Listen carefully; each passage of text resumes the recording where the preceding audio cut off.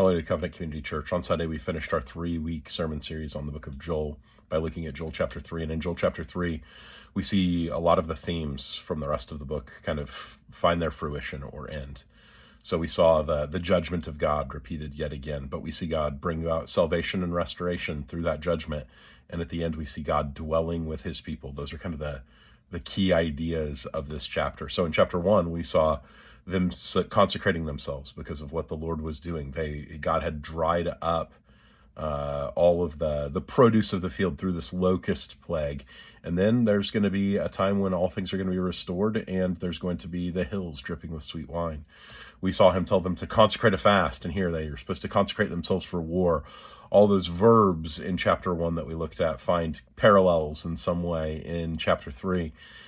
And what we find happening with that pouring out of the Spirit on all flesh at the end of chapter 2 also finds a beautiful resolution in that God is going to dwell with his people in chapter 3 through the Spirit dwelling in them. We know from Acts chapter 2, 1 Corinthians chapter 6, and a number of other passages.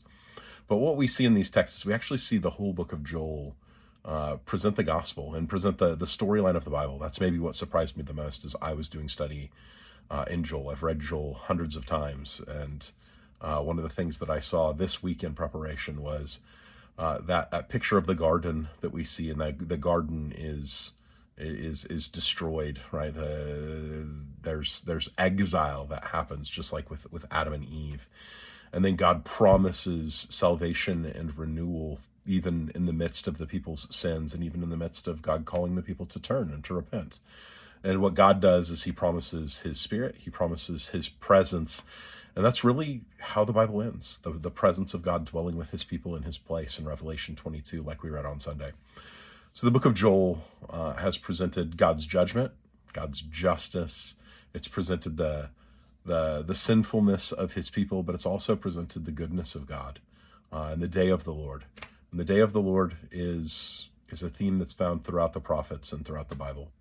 It's a day where the judgment of God is on full display, and it's a day when the salvation of God is also on full display.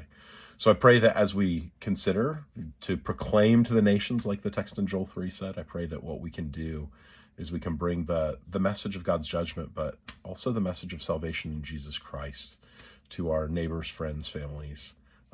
They need to hear it. So New Covenant Community Church, I hope you were blessed by the study of Joel over the last few weeks.